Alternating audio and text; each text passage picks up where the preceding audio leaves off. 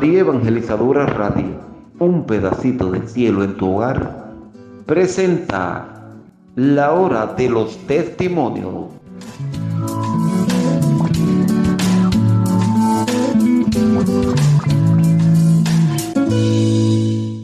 Y bueno, vamos a dar la bienvenida a nuestro hermano Hugo. Hermano Hugo, Dios te bendiga, bienvenido, ¿cómo estás? Muy bien, José, muchísimas gracias por invitarme. Es un privilegio para mí estar aquí hoy y de verdad un gusto. El privilegio es nuestro y gracias por haber aceptado la invitación para contar tu testimonio, que sabemos que será de edificación para muchas personas. Pues bien, hermanos, como acostumbra, voy a hacerme a un lado y voy a cederle la palabra a nuestro hermano Hugo para que él nos vaya contando desde el inicio quién es Hugo y cómo el Señor le fue llevando al seno de su Santa Iglesia. Adelante, hermano Hugo. Bueno, pues yo soy una persona que hace 5 años volvió a la fe católica. Me salí de la fe cuando tenía 16 años. Realmente quería tener una experiencia mucho más profunda con Dios. Y desafortunadamente para mí, dado que no estaba bien catequizado, venía de una familia que no tenía una influencia católica fuerte. Terminé en la nueva era y pasé por muchos movimientos a lo largo de todos estos años. Y bueno, después de muchos años de estar allí, de tratar de encontrar la verdad allí, empecé a buscar a través de mi esposa, empezamos a buscar nuevamente en el catolicismo esa respuesta, esa verdad, y creo que la encontramos definitivamente. Desde que volvimos al catolicismo hemos realmente visto la diferencia y al menos en el caso mío encontré en el catolicismo todo eso que me fui a buscar cuando tenía 16 años. Encontré aquí verdaderamente, pero yo diría, José, hay una diferencia fundamental, es que ahora entiendo la doctrina católica, ahora entiendo lo que la iglesia realmente enseña. Cuando dejé la iglesia, a los 16 años, yo iba a misa los fines de semana, trataba de ser muy piadoso, pero tenía el problema de que no me habían catequizado. Y el hecho de no haberme catequizado hacía que no entendiera algunas de las cosas esenciales que pasan, por ejemplo, en la liturgia.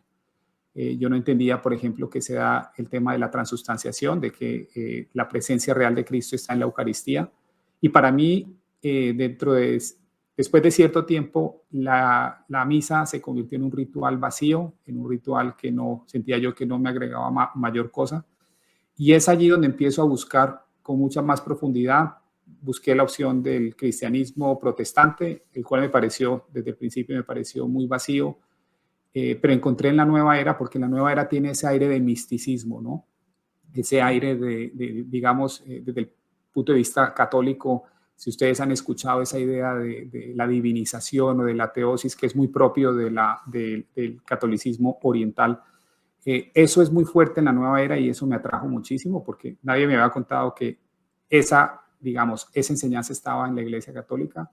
Y me vi atraído y me quedé allí por 25 años en distintos grupos, hasta que, de nuevo, la gracia de Dios me permitió abrir los ojos, darme cuenta de que estaba en algo que que probablemente me iba a llevar al infierno y encontré nuevamente en la fe católica la respuesta a todas mis inquietudes, a todos los deseos, a todos los anhelos de mi corazón, los he encontrado en la fe.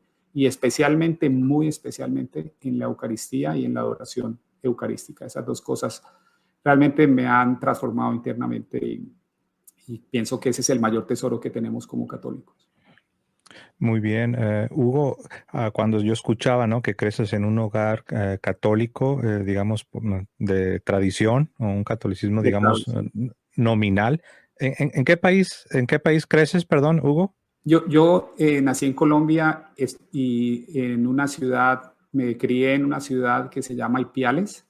Es una ciudad que de pronto a muchas personas no les suena, pero muy cerca de esa ciudad y muy cerca donde yo vivía, a 12 kilómetros aproximadamente, es el sitio de una famosa aparición de la Virgen de las Lajas, que muy similar a la de Guadalupe, deja una imagen en una piedra y se establece una basílica hermosa donde dice el periódico The Guardian, en Inglaterra dice que es una de las 5 iglesias más lindas del mundo. Entonces, nací en un sitio donde había una devoción muy especial por la bendita Madre. Y yo le doy el crédito a ella de mi transformación y mi vuelta a la fe católica.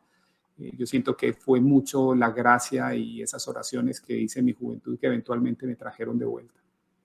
Cuando nos comentabas que ya en tu regreso, ya en tu conversión, ah, usaste la expresión pude comprender verdaderamente la fe católica.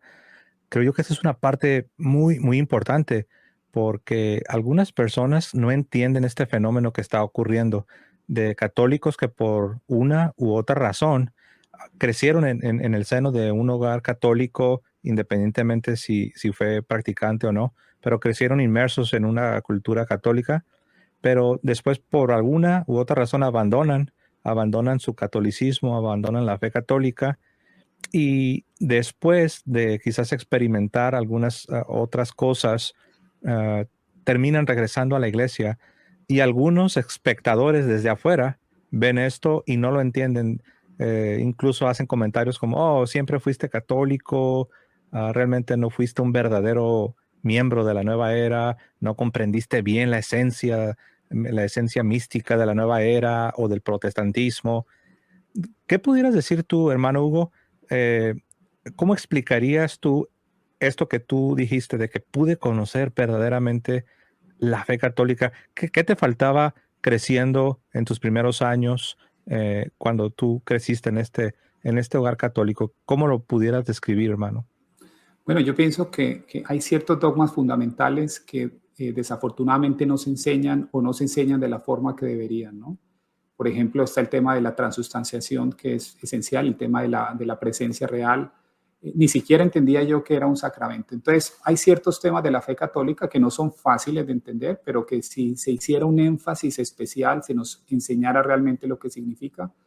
Si yo hubiese tenido, José, una persona que conociese el catolicismo tal como es y me hubiese podido a los 16 o 17 años dar una instrucción, una charla donde me hubiese podido mostrar esas cosas que yo no conocía, probablemente yo no hubiese pasado 25 años de mi vida en la nueva era. Entonces, hay temas que son esenciales, pero desafortunadamente, por alguna razón, como católicos hemos perdido esa capacidad de enseñar esos temas. Y esos temas son los que realmente hubiesen podido hacer una diferencia significativa para mí. Si yo hubiese sabido algunas de esas cosas, te lo digo con toda honestidad, yo estoy seguro de que no hubiese desperdiciado un solo minuto en la nueva era. Porque, ¿sabes qué? Una de las cosas que llama muchísimo la atención es que el 70% de cosas que encontré en la nueva era son católicas. Simplemente lo que ellos hacen es toman del catolicismo toda una serie de enseñanzas, toda una serie de ideas y conceptos y lo mezclan con un 30% de cosas de mentalismo y esoterismo y también enseñanzas o religiones orientales, y lo que hacen es una gran mezcla que para uno suena realmente de alguna forma familiar, por supuesto, porque hay una base conceptual de catolicismo que es la que nos hace, al menos a mí me hacía sentir relativamente cómodo estando allí, ¿no? Entonces, vuelvo y lo digo, no me enseñaron la fe, no me dieron la fe tal como deberían dármela de forma que yo hubiese podido entender esos puntos críticos que, de nuevo, son difíciles, pero son esenciales. Yo creo que hay veces nos da miedo hablar de esos temas que son difíciles, pero sin esos temas, sin entender la fe a fondo, nosotros no vamos a estar suficientemente anclados, pienso yo. Ok, muy bien. Bueno, entonces te voy a dejar que continúes relatando quizás cómo fuiste sumergiéndote en este mundo de la nueva era y para ir dándole continuidad a tu Sí, testimonio. claro. Adelante. Sí, yo de nuevo a los 16 años, estoy a los 16 años buscando respuestas en mi vida, asisto a misa. Mi familia definitivamente no es una familia enfocada en el catolicismo, pero empiezo por mí mismo a buscar. Y llega un momento, José, en el que digo, la misa no me está aportando absolutamente nada. Siento que es un ritual vacío, siento que no me está dando el catolicismo esa experiencia que yo quería, una experiencia profunda con Dios, una relación mucho más cercana. Y ahí es donde empiezo a hacerme preguntas y no sé si algunos de los televidentes tuvieron la misma experiencia creciendo en Latinoamérica en los años 80. Esta corriente llamada la metafísica, que venía de Venezuela, y especialmente de una autora que se hizo muy popular, Connie Méndez, con su libro Metafísica 4 en 1. Alguien me pasó ese libro, creo que fue una conferencia, y por ahí me empezaron a enganchar, porque de nuevo te hablan de Cristo, te hablan de algunas cosas que para uno son conocidas, pero te empiezan a meter cosas que son, como decimos en Colombia, son unos ganchos, ¿no? El tema del pensamiento positivo, de la visualización, el tema del uso de la palabra hablada para decretar cosas que uno quiere que se manifiesten en la vida.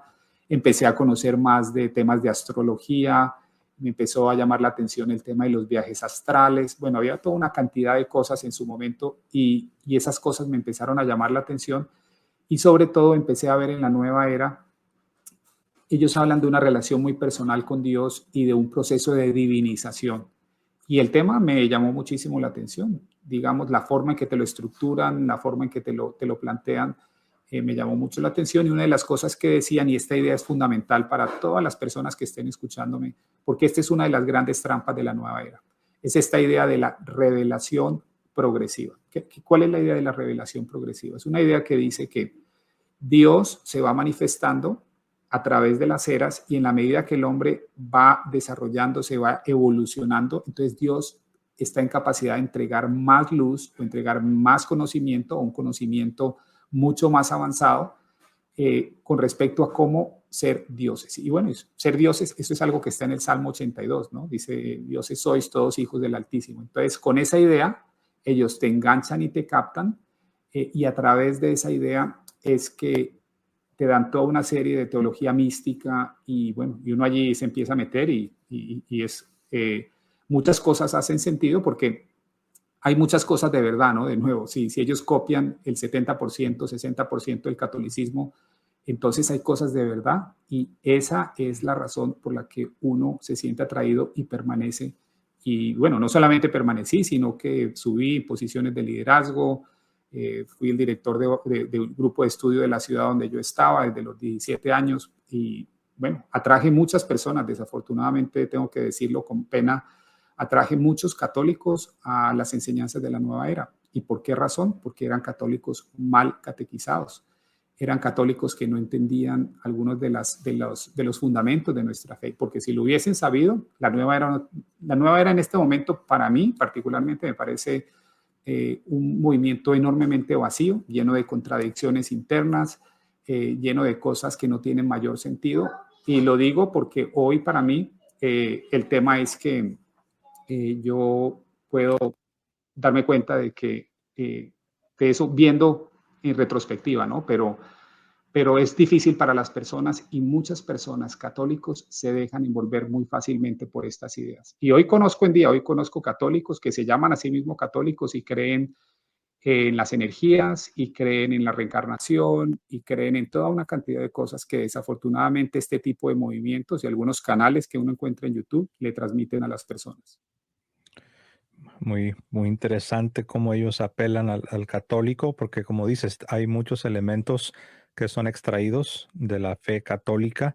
Es una especie de un sincretismo, ¿no? Un sincretismo. De hecho, iba a decir algo ecléctico, Sí. pero sí creo que la palabra más justa sería algo sincretista, ¿no? Sí. Cuando ellos te hablan, Hugo, de esta divinización, de este proceso de divinización,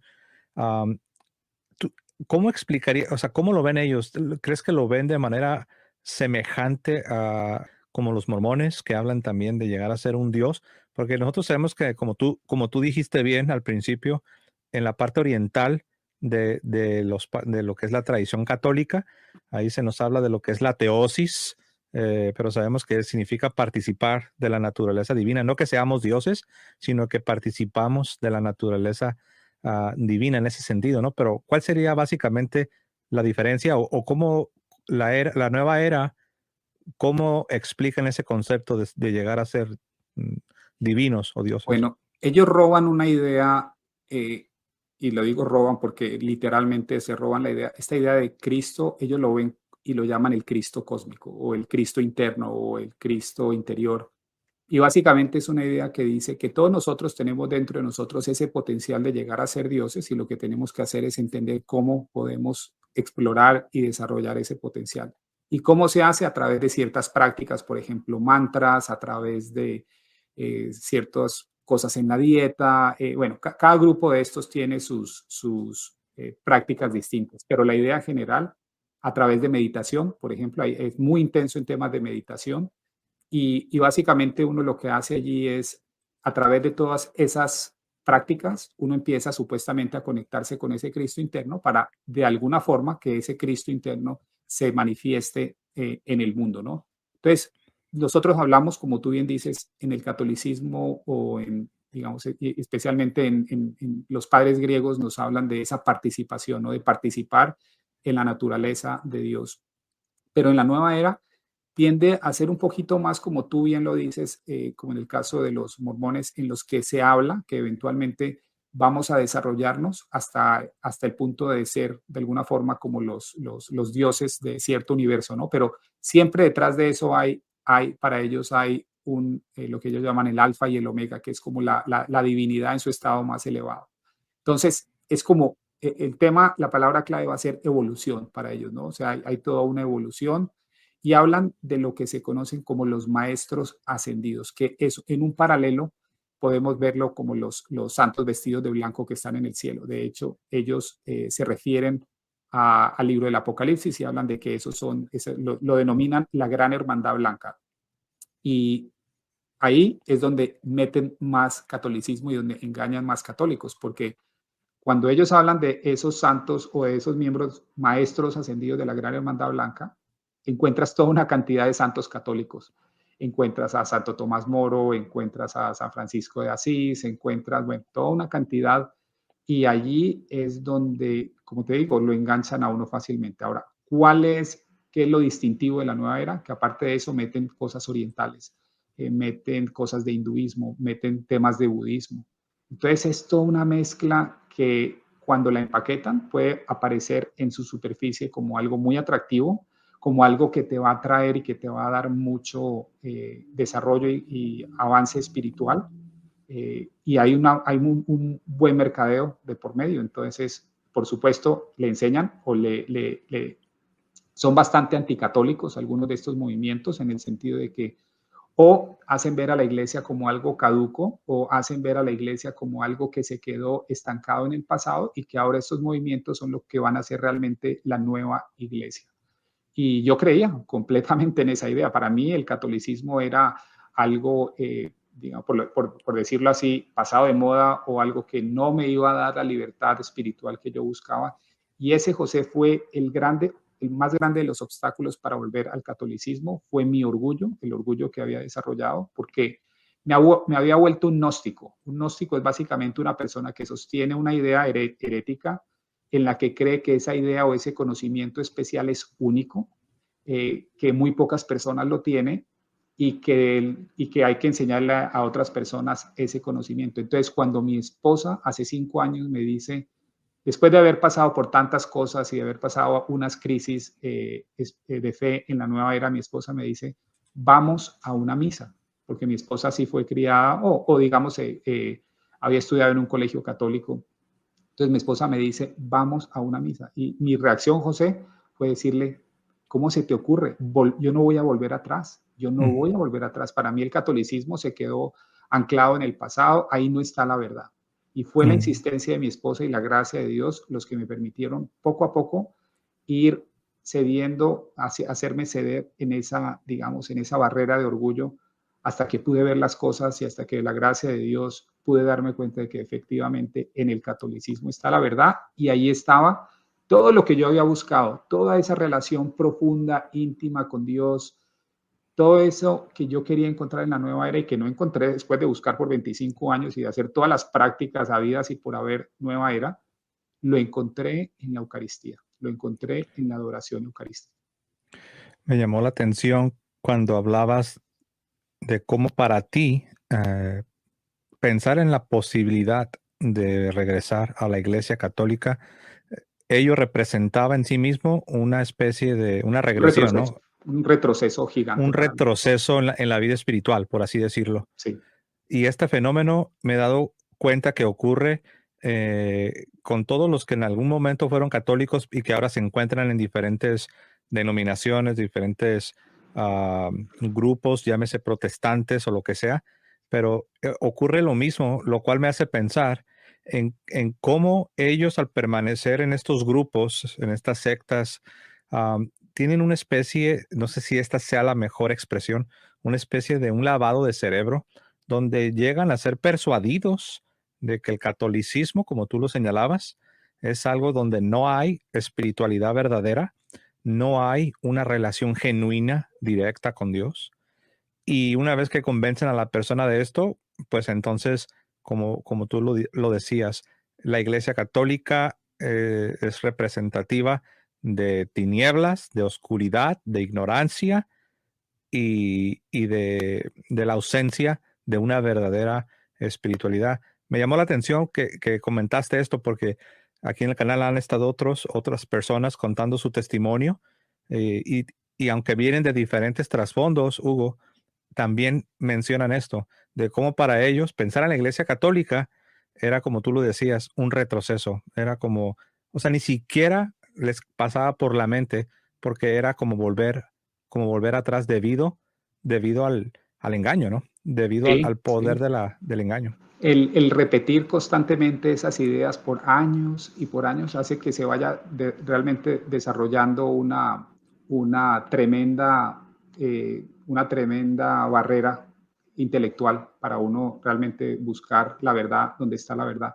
Eso por un lado. Y por el otro lado está el tema que a mí me parece muy importante y en la nueva era, la forma en que te meten esa idea es decir, que la evolución del conocimiento espiritual hace que tú eh, tengas que dejar atrás lo que es del pasado y aceptar que hay una nueva revelación. Y esta idea de la revelación progresiva, para que veas una cosa muy interesante, esta idea de la revelación progresiva parece muy distintiva de la nueva era, pero cuando uno empieza a ver el protestantismo hay cosas muy similares. De hecho, yo soy un estudioso del protestantismo y me he dado cuenta de que muchos protestantes creen realmente, al menos aquí en Estados Unidos, creen que el Evangelio se descubrió prácticamente en el año 1540 con Lutero y con Calvino. Entonces, esa idea es una idea muy similar en la nueva era, un poco, digamos que te la empaquetan de forma distinta, ¿no? ¿Cómo te la empaquetan? Te la empaquetan diciendo que uno, el conocimiento humano ha avanzado de tal manera que ya uno no pueda, que uno puede absorber un conocimiento más elevado, un conocimiento superior. Y con eso te engañan y con eso te quedas. Y como te digo, la primera vez que mi esposa me dice, vamos a misa, la reacción instintiva fue, por nada del mundo, yo no vuelvo atrás. Estoy más adelante en mi sendero de evolución. Estoy más adelante en mi conocimiento espiritual. ¿Por qué debería yo volver atrás? Entonces, ese digamos, entiendo, son conceptos similares, pero la forma en que te lo empaquetan es distinto en el protestantismo a como te lo hacen en la nueva era. El resultado es el mismo, ¿no? Es ese rechazo y es esa idea de pensar que estamos retrocediendo cuando volvemos al catolicismo. Y esto va de la mano con lo que tú mencionabas al inicio. Pues tú fuiste directo, ¿no? Dijiste lo mío, yo descubrí que era un orgullo intelectual. Y también lo estoy relacionando, creo que por ahí mencionaste a los gnósticos, ¿no? Los gnósticos tenían esta creencia de que había una cierta iluminación, un cierto conocimiento, que aquellos que venían a formar parte de su grupo y abrazar la doctrina que ellos tenían, entonces ellos se convertían en los iluminados y, y ahora que mencionabas esto, eh, obviamente no es igual, no estamos diciendo que los gnósticos, la nueva era y los protestantes son idénticos, no se vaya a entender eso, ni Hugo ni yo creemos eso, los dos conocemos bien el protestantismo, sabemos que no son idénticos, pero definitivamente sí hay ciertos rasgos que nos dan una semblanza de esta especie de, esta idea de tener acceso a una interpretación más espiritual, más elevada, a un discernimiento espiritual que los católicos que se encuentran eh, muy lejos de la verdad no pueden tener acceso, ¿no? Sí, o sea, estar en un grupo selecto siempre lo hace sentir a uno que está en el lugar correcto, ¿no? Porque todos tendemos desafortunadamente a pensar que somos especiales o distintos. Y yo recuerdo una vez estábamos en un retiro en Montana, donde era, digamos, como digamos, el sitio principal en esta organización en la que yo estaba, que se llamaba el Summit Lighthouse o la Iglesia Universal y Triunfante. Y era un sitio, por lo menos había 1000 personas y ellos hablaban mucho de los 144,000 para que te veas que todos utilizan lo mismo, no hay nada nuevo bajo el sol, ¿no? Entonces utilizaban los 144,000 y los 144,000 eran las almas más elevadas, más avanzadas que habían en la Tierra. Y me acuerdo que en esa conferencia una persona, la persona que estaba liderando dice, bueno, y hacen toda una enseñanza de los 144,000 y dice, ¿quiénes de ustedes, levanten la mano, los que están aquí, que creen que son de los 144,000? ¿Cuántos creen de los 1000 que habían levantaron la mano? Creo que 999 levantaron la mano. Entonces, sí, efectivamente, esa idea de pensar que tú tienes un conocimiento especial te ancla en ese tipo de enseñanzas. Ahora, hay un punto que es esencial también, y yo creo que eso pasa también en el protestantismo, ¿no? Y por eso yo entiendo a los hermanos que están en su conversión del protestantismo al catolicismo o de la nueva era al catolicismo. Este es uno de los obstáculos más grandes. Es que cuando uno está en estos movimientos, uno ve muchas inconsistencias. Y igual yo veo muchas de esas inconsistencias en el protestantismo, así como cuando yo estaba en la nueva era veía inconsistencias en la nueva era. Pero ¿sabes lo que yo hacía, José? Yo me hacía la idea de que era porque el problema era en mí, o sea, de que yo no podía entender en ese momento esa enseñanza avanzada, pero que en algún momento, más adelante, cuando evolucionara más espiritualmente, yo iba a poder entender eso. Pero eran unas inconsistencias serias y yo seguía adelante diciendo, bueno, en algún momento voy a poder entender y voy a poder reconciliar esos temas y voy a poder hacer sentido de esas cosas. Pero llegó un momento en que se acumuló tantas de esas inconsistencias que dije hasta aquí nomás. Y yo creo que eso pasa igual y lo he visto en experiencias con hermanos protestantes con los que yo he dialogado. Ellos viven con ciertas inconsistencias en su doctrina, inconsistencias con la Biblia, pero cuando están allí uno tiende a creer aquello en lo que está, ¿no? Y por eso se le hace a uno muy difícil. El ser humano, el cambio le cuesta mucho.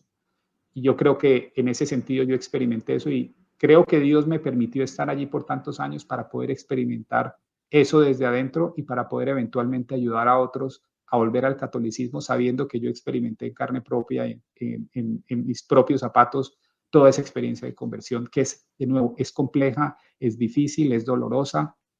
Y lo más doloroso es darse cuenta de que uno estaba equivocado y tener que aceptar que uno estaba equivocado y tener que aceptar que el orgullo no lo dejaba a uno tomar la decisión correcta. ¿Por qué no nos compartes quizás algún par de eventos, algún par de situaciones, Hugo, que tú puedes recordar ahora volteando hacia el pasado, de cómo pudiste vencer o cómo pudiste darte cuenta de esa barrera, de esa gran pared, por decirlo así, que era tu orgullo? Um, ¿Qué fue lo que te ayudó, qué fue lo que te ayudó a vencer o a darte cuenta que existía tal orgullo que ni siquiera te permitía considerar la más mínima posibilidad de que tal vez la Iglesia Católica en verdad fuese lo que proclamaba ser, ¿no? La Iglesia de Cristo? ¿Hubo algún momento, hubo algunas situaciones en particular, hermano Hugo, donde tú pudiste avanzar y darte cuenta que tu problema, más que intelectual o espiritual, era un problema de orgullo? No sé si por ahí habrá Sí, algo. sí, había el tema del orgullo, pero yo también me aferraba a eso pensando que era la verdad. Y solamente hasta que tuve experiencias muy difíciles. Una vez vivimos por un tiempo en una comunidad nueva era y pasamos unas experiencias muy difíciles a nivel emocional, a nivel personal y familiar, que prácticamente me quebrantaron internamente y me hicieron ver que lo que yo pensaba no era exactamente lo que yo estaba viviendo.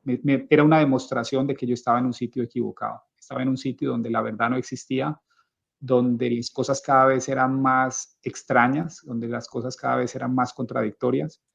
Y es esa experiencia profunda de humillación, por decirlo así, la que empieza a romper esas barreras que tú tienes. Esas barreras, como te digo, que uno ha levantado por años, pues en el caso mío, años, años tras años. Y el miedo de pensar que uno no tiene, que si suelta eso, uno no tiene de qué agarrarse espiritualmente. Eso es un factor bastante importante. Y en mi caso, como te digo, fue ver eso, fue también pensar que la gente que está en la nueva era muy evolucionada espiritualmente, y en la medida que más conocía me daba cuenta de que todo lo que prometían la gente no lo vivía, no lo experimentaba. O sea, eran personas muy egoístas, eran personas muy centradas en sí mismas, y yo mismo era uno de ellos. Entonces, al verme reflejado en ellos, entendí y dije, este no es el sitio, o sea, este no es el lugar.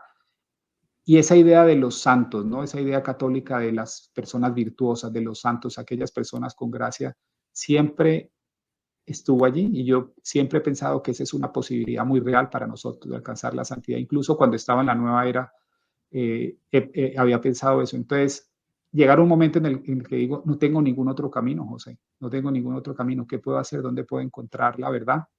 Y es allí donde la gracia de Dios te empieza a poner personas, situaciones, eventos que te empiezan a guiar. Y eso es, yo creo mucho en la gracia previniente, en esa iniciativa que Dios toma para guiarte y para hacerte volver. Una vez ya uno ha bajado un poquito esas barreras y roto esa barrera del orgullo que en el caso mío, como te digo, fue difícil de romper, porque me aferraba fuertemente a lo que tenía en la nueva vida.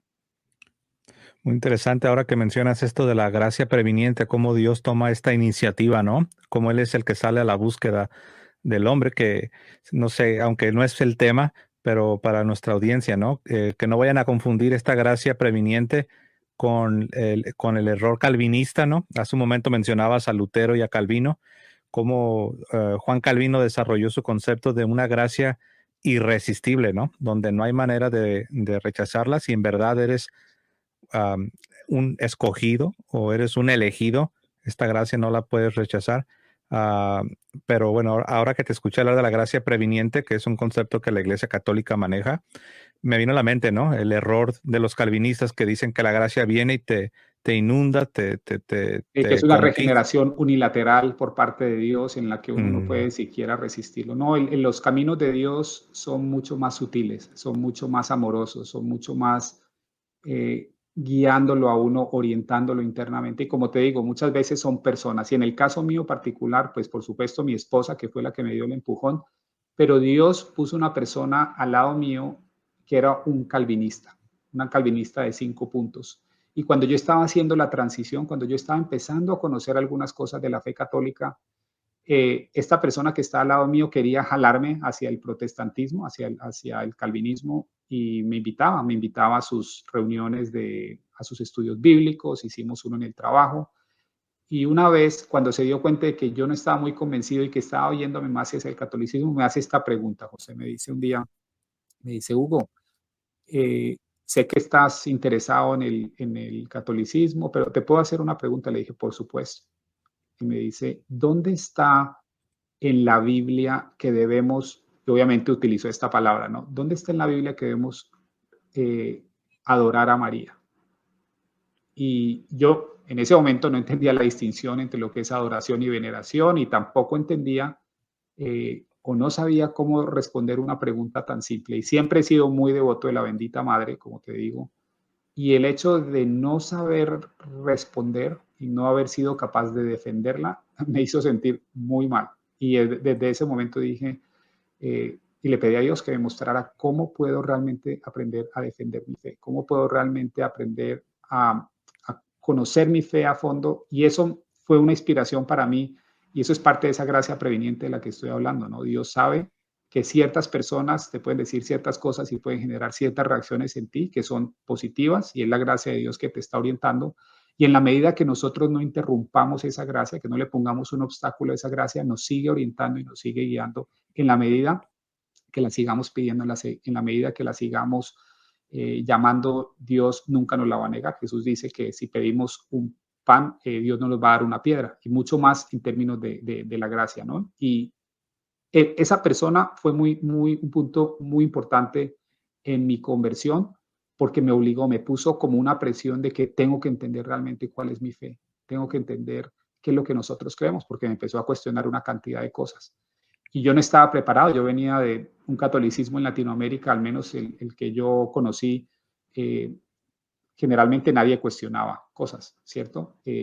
Cuando uno está en Estados Unidos, que es una nación principalmente protestante, esos debates son muy comunes y es muy común que uno le cuestionen ciertas creencias, la creencia de muchas creencias de nuestra bendita madre, algunos dogmas que tenemos católicos con la transustanciación y muchas otras cosas, obviamente temas de justificación.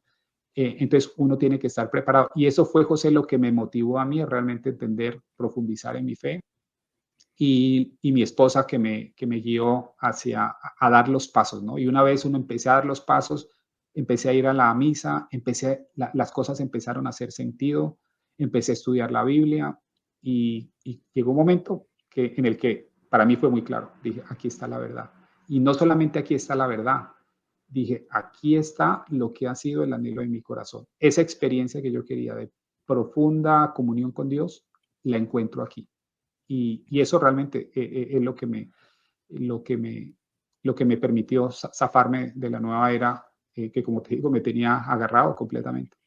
Ujú. Entonces, hace un momento cuando tú mencionabas que fue tu esposa la que toma la iniciativa de decir vamos a la misa, entonces ese fue el evento, digamos, que detonó tu regreso a la iglesia.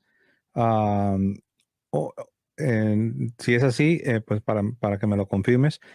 Y no sé si hubo por ahí algunas, ¿cuáles dirías tú? Bueno, obviamente no, aparte del orgullo que tuviste que vencer, ese orgullo intelectual, no sé si hubo algunas dificultades o que tuviste para comprender quizás algunas doctrinas de la Iglesia Católica o no. Quizás, como tú dices, Dios te dio una gracia, am, sentiste que Él de alguna manera te iluminó, abrió tu entendimiento, o no sé, ¿cómo fue esa transición Sí, de la nueva era a volver al seno de la iglesia? sí, mi esposa, yo conocí a mi esposa en la nueva era, nos casamos siendo ambos miembros de la nueva era y ella es norteamericana, nos vinimos a vivir, vivíamos en Colombia, nos vinimos a vivir a Estados Unidos. Y después de salir de ese movimiento, de ese grupo en el que estábamos, vivíamos en una comunidad, no nos fue muy bien, salimos de allí, vinimos a vivir a Austin, Texas, y tuvimos la oportunidad de conocer el movimiento Pro Vida, porque incluso dentro de la nueva era el tema del aborto es un tabú y se trabaja y se hace trabajo espiritual en contra de eso. Y nos relacionamos con gente del movimiento Pro Vida. Aquí, como tú sabes, aquí en Austin vive Abby Johnson o sea, hay muchas personas que jalan fuerte el tema de 40 días por la vida, nació muy cerca de aquí de Austin. Y básicamente el ver el testimonio de esos católicos que se sentaban o parados al frente de una clínica de abortos haciendo su rosario, nos impactó a ella y a mí muchísimo. Y eso fue una de las cosas que nos empezó a mostrar la credibilidad de la fe católica y del católico verdadero, del católico firme, del católico que está convencido de su fe. Eh, y cuando nosotros íbamos, porque estábamos en la transición y le decíamos a la gente que está en la nueva era, vamos a las clínicas, hagamos oración, juntémonos con los católicos.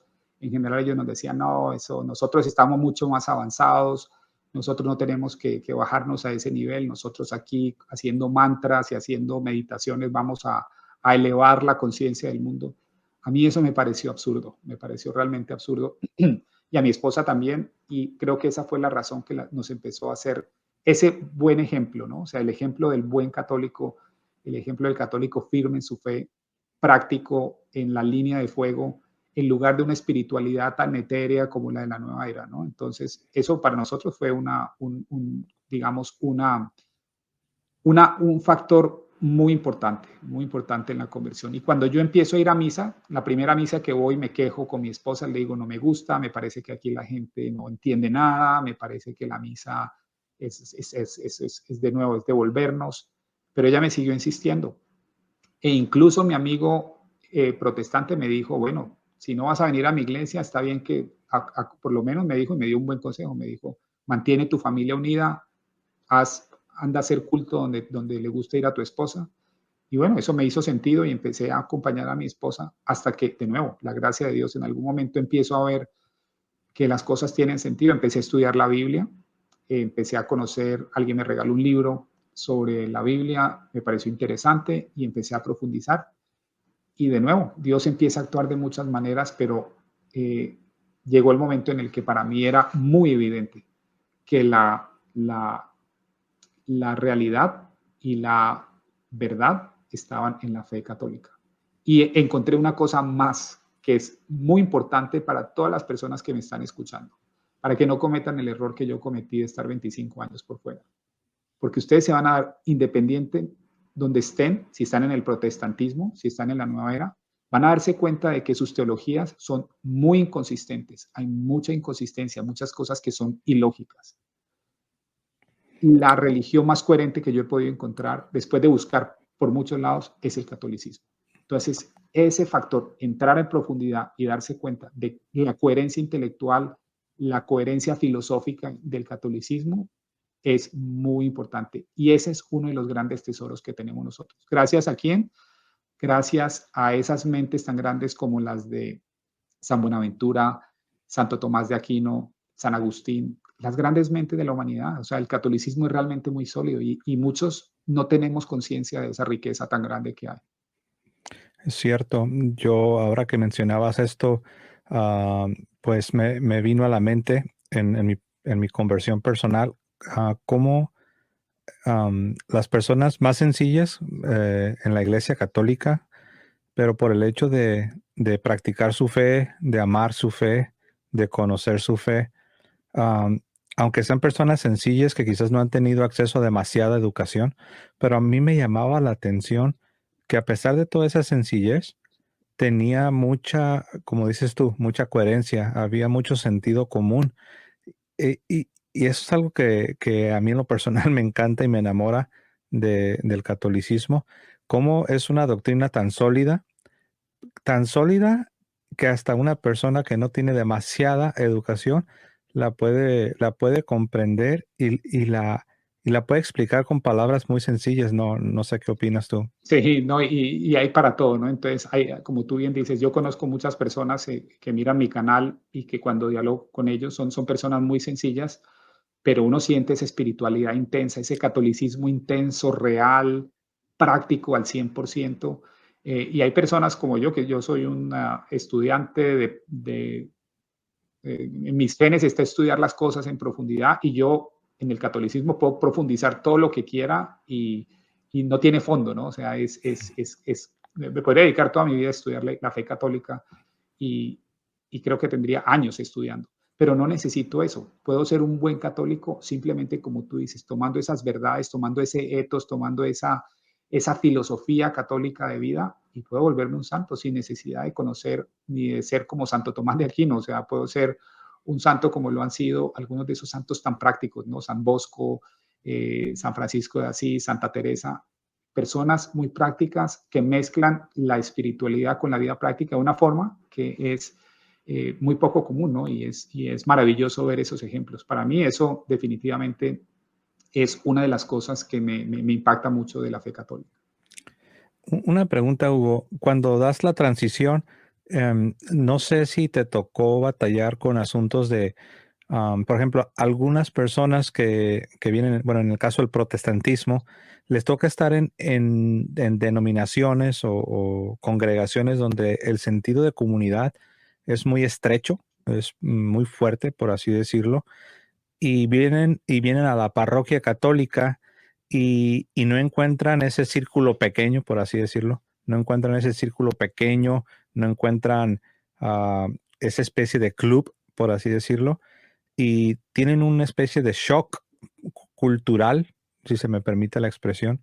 No sé, cuando tú estabas todavía en la nueva era, ¿tenías ese círculo pequeño, tenías ese sentido de comunidad así muy estrecho? ¿Te tocó experimentar ese shock o cuál fue tu experiencia? No por una razón muy particular. El movimiento Nueva Era es incluso más fragmentario que el protestantismo. Yo pasé por 5 o 6 movimientos en el tiempo que estuve allí y todos esos movimientos se partían.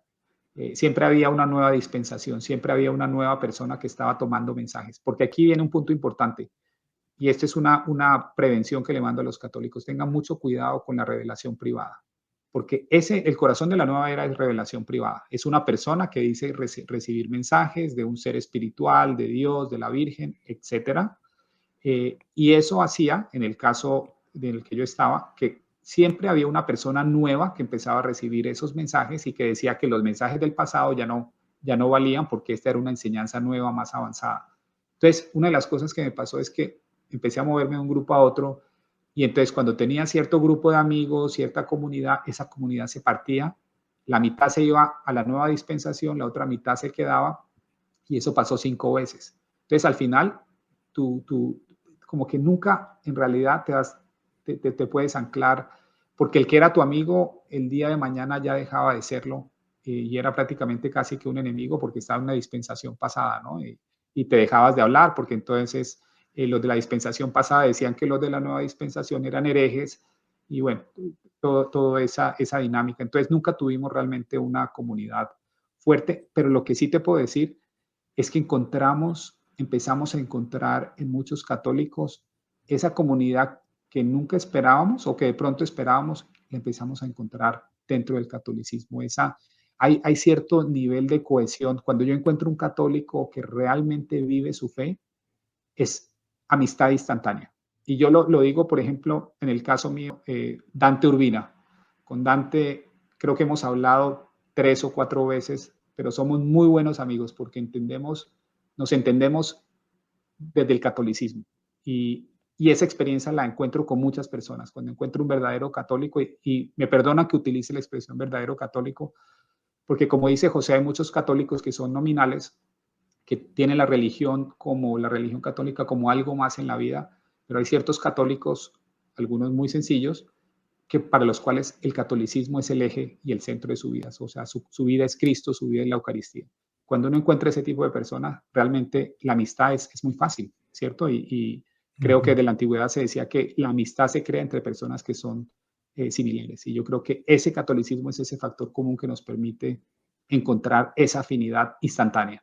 Y encontrar eso para nosotros ha sido una maravilla, de verdad. Hemos encontrado ciertas personas, familias, comunidades en las que nos sentimos profundamente a gusto y es una experiencia que nunca habíamos tenido en el pasado.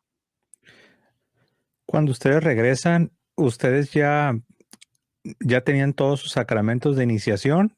Porque sí habían crecido católicos. ¿Ya los tenían sus sacramentos o les tocó pasar por algún proceso de catequesis? A mi esposa le tocó pasar por un largo proceso de catequesis, yo no. No recuerdo por qué fue que no pasé, simplemente hice mi confesión. Obviamente me tocó confesar todos esos pecados, lo cual fue muy difícil porque yo pensaba que esos 25 años que yo había dedicado en la nueva era realmente habían sido para mi crecimiento espiritual y realmente me di cuenta de que habían sido un tiempo en donde realmente había rechazado a Cristo, había puesto a Cristo por debajo y había tenido posiciones muy heréticas en cuanto a Cristo. Y para las personas que me están escuchando, si ustedes quieren darse cuenta dónde está el gran error de la nueva era, siempre pregunten cuál es la visión que ellos tienen de Cristo y se van a dar cuenta de que de una u otra forma siempre hay una herejía detrás. Siempre van a tratar ellos de poner a Cristo mucho más hacia nuestro nivel y a nosotros elevarnos al nivel de Él.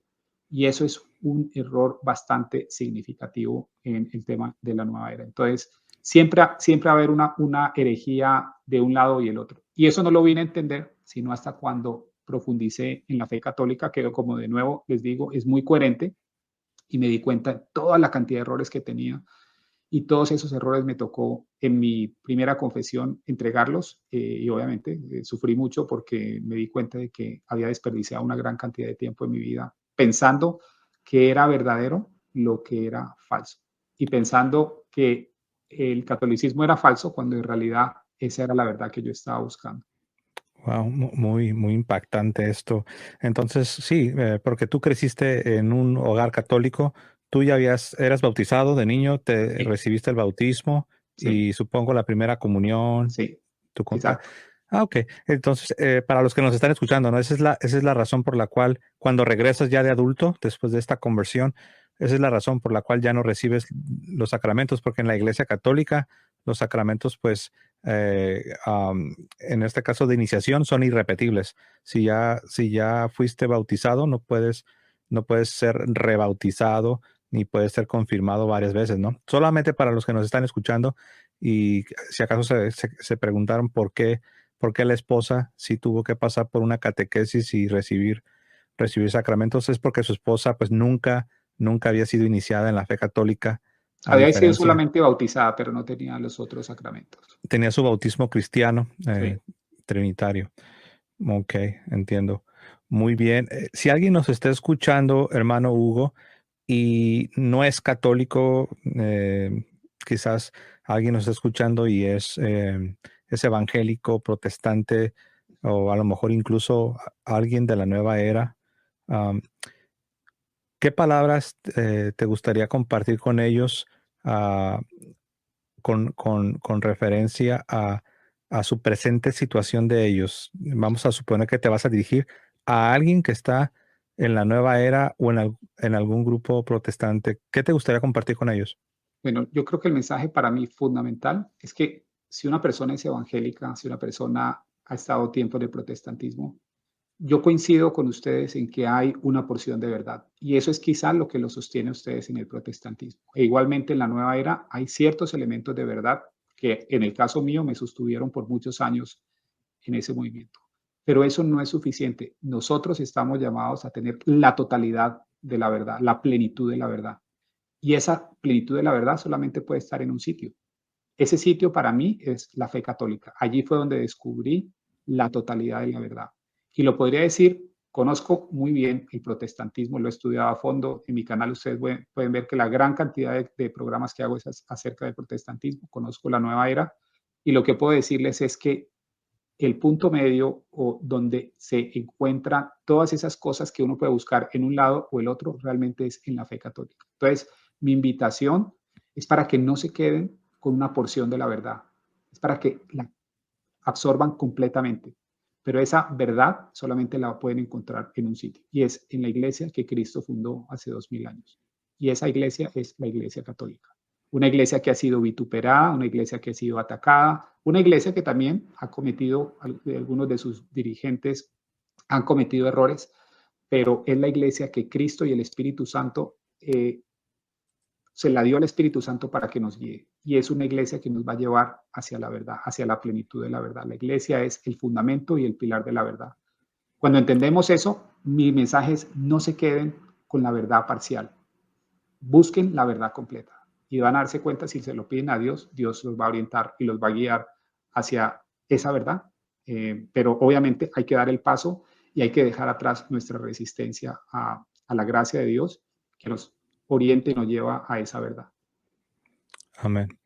Pues ya han escuchado, hermanos, ahora nuestro hermano Hugo tiene un canal en YouTube que él ha dedicado para estar presentando enseñanzas para ayudar a aquellos que están en el protestantismo o en la nueva era, y donde él expone de manera sistemática las inconsistencias que tienen las teologías de estos grupos.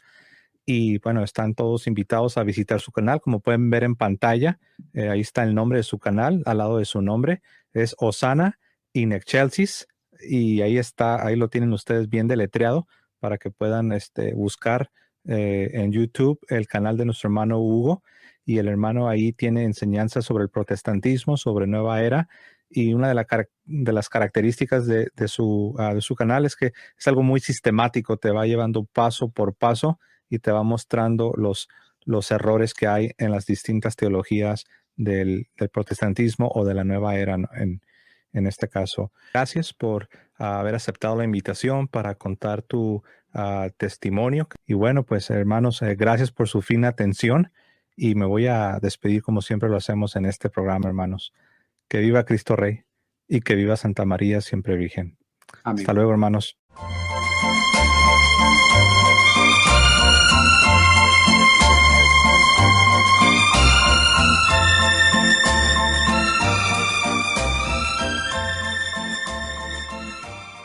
amor al prójimo es tu amor a Dios, cuando actúas con sinceridad y con respeto a los demás.